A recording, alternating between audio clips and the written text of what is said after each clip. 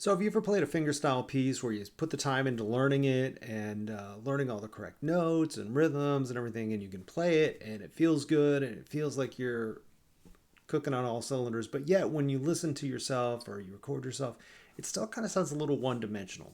Well, this may not be the only problem, but one thing that sometimes I find that I need to work on is dynamics, dynamic control to really be able to bring out specific melody lines or bass lines or inner moving parts. So let me show you just a few things that I like to practice in order to kind of help that happen in my music and my arrangements. Okay? So the first thing we've got to talk about is dynamics. Well, what does that mean? It means how loud or how soft are you going to play, right? So if you think about MIDI, for example, if you've ever studied MIDI, musical instrument digital interface, there's a range of 128 degrees of different dynamics. And you could set, let's say, a MIDI part to play back at, a volume of 100 or 101. There's a slight difference there. It may almost be inaudible. I think it's too much to ask a human being to think about 128 different degrees of volume from their softest point, or maybe even inaudible, to their loudest that you can play. And especially on an acoustic guitar where we have a pretty limited and quiet instrument to begin with. When I say limited dynamic range. Unless you plug in, of course, then you can get pretty darn loud. But I think a good place to start with this, if you haven't done it before, is 3 volumes, right? 4 if you count silence, which we're not going to count. We're not going to count silence, so 3. So number 1, how soft can we play? Well, actually, you know what? Let's not even do that. Let's do this. What's our kind of default, right? When you play, I'm just going to go ahead and play my open strings here. What's sort of your default touch? And one thing you want to make sure of with your default touch is that you are leaving yourself room to play quieter and play louder. If you're not going to be able to have a lot of dynamic range. So make sure that this is in the middle of your dynamic range. I think you want to feel like you're projecting and you're playing with confidence. You don't want to play so softly that it feels wimpy, right?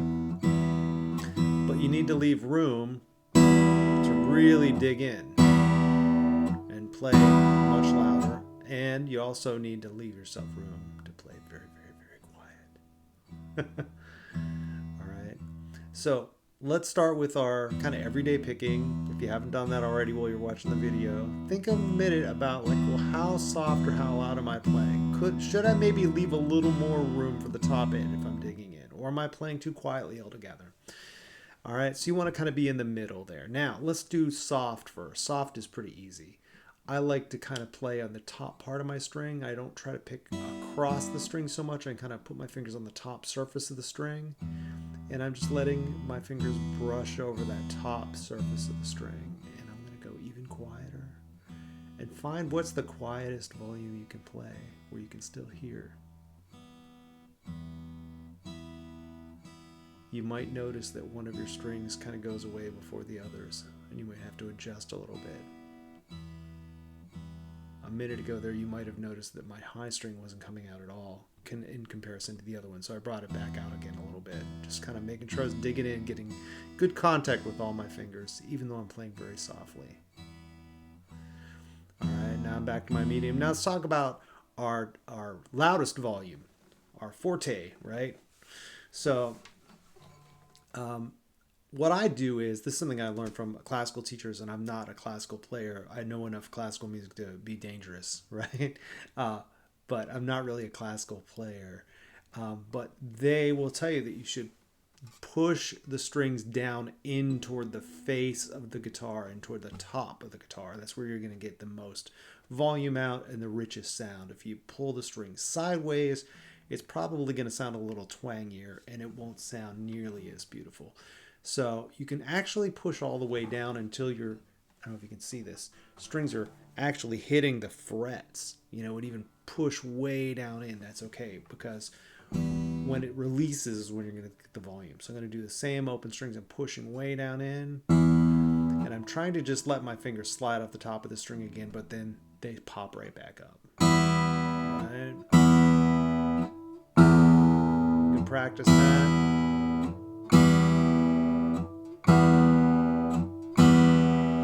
Now, of course, when you're playing fast, you have to be, you won't have time to like really push in. You just have to kind of feel like you have more weight on those notes. But you still want to press in. You don't want to go sideways. But you may not be able to do it with the same way you are when you're doing this as an exercise. All right. So the exercise that I'd like to share with you is based on Blackbird.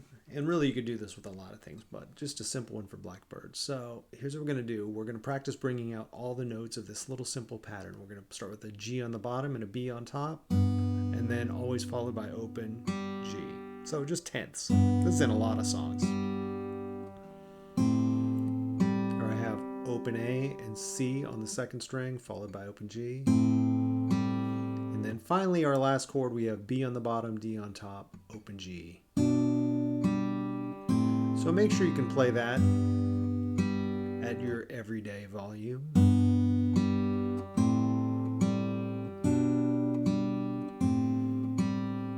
And in this case, we're not including our ring finger, but we should do that eventually.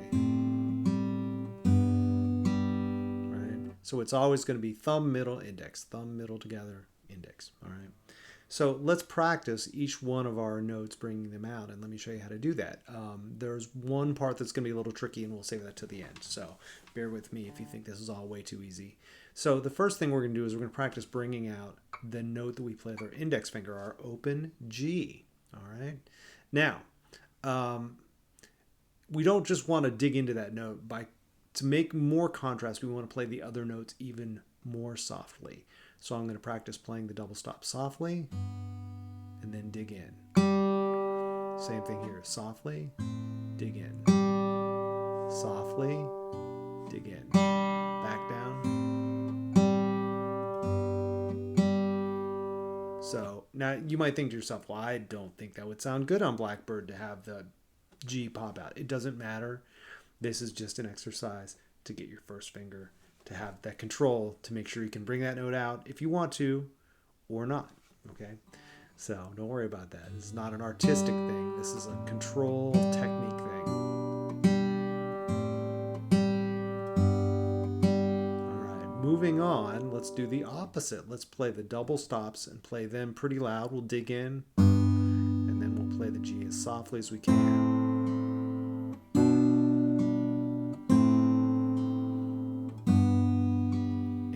Just for practice, I'm almost trying to make it so that this G is almost inaudible.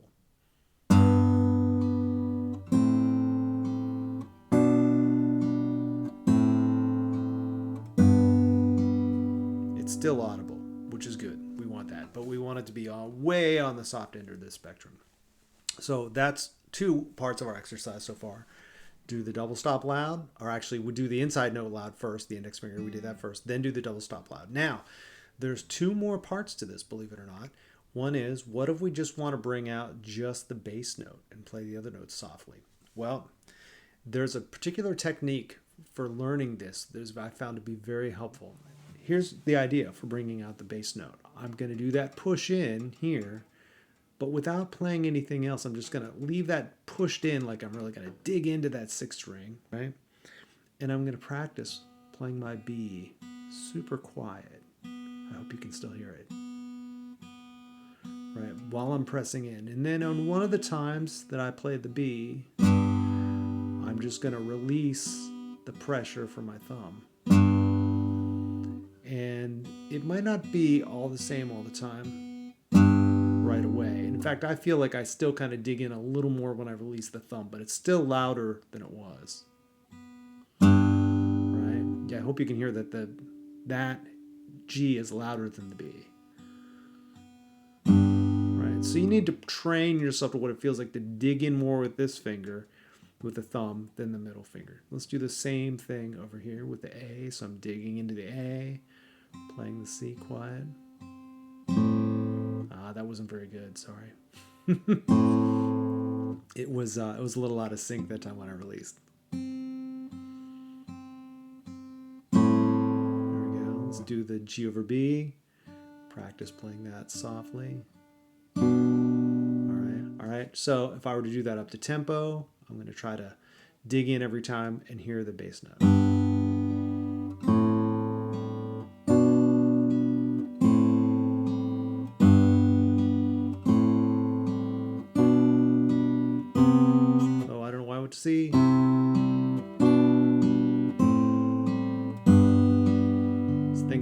song I wanted to see. Sorry.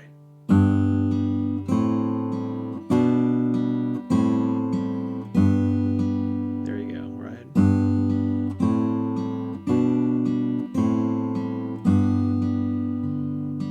Yeah, that was pretty happy with that. So now let's practice the opposite thing. So now if we do the opposite, we're going to dig in with our middle finger on our high note, right? And we're going to play the bass note very softly.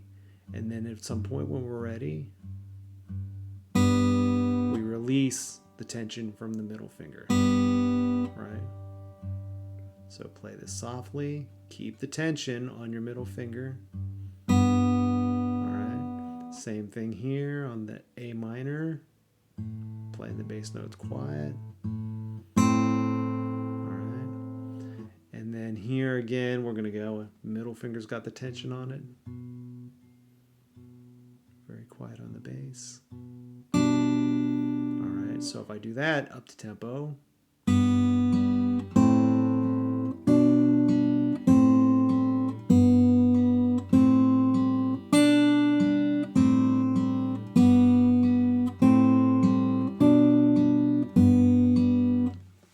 I skipped to the G there at the end, but that's okay.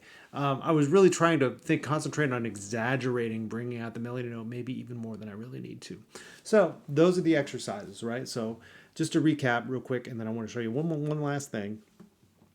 Practice at least 3 different dynamic ranges. What I call your everyday volume, your very soft volume, and your loudest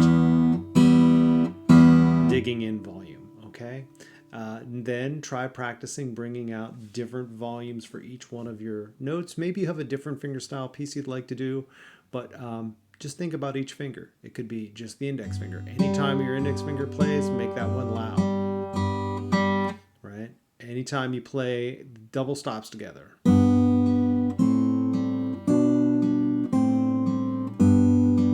right. And then finally, when you have double stops, try emphasizing the lower notes.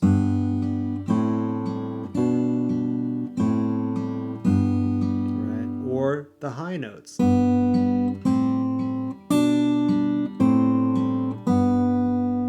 right. So for one last little example of something that I might use this approach for, I mean, I use it all the time, honestly, to bring out notes. It becomes second nature after a little while of thinking like, oh, I want to bring this note out a little more, and I've got a little more control than I used to, right? But just to kind of give you an example of something that I really had to think about, I really like the song, the 59th Street Bridge Song by Paul Simon.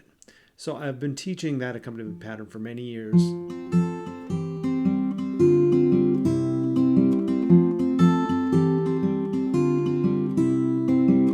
And that's it. That's pretty much the whole song. He might vary it a tiny bit here and there, but mostly it's that pattern, and Simon and Garfunkel sing over that.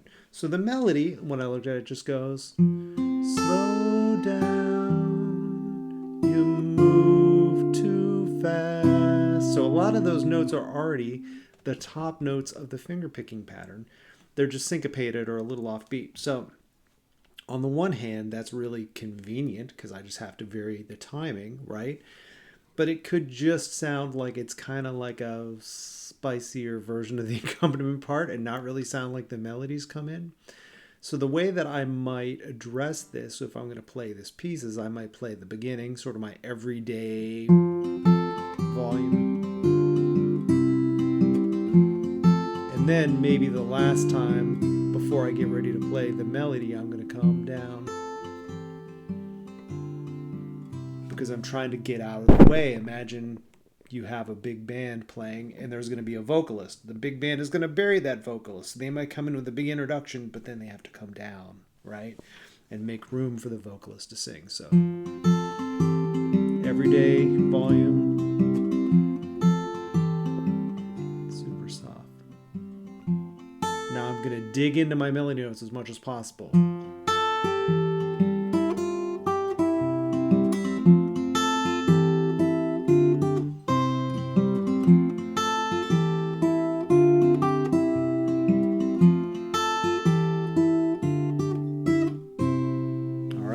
So I hope you could hear what I was doing there was try to play this kind of quietly, right? The backing notes. But anytime I'm at melody note, and I'd have to do this slowly at first.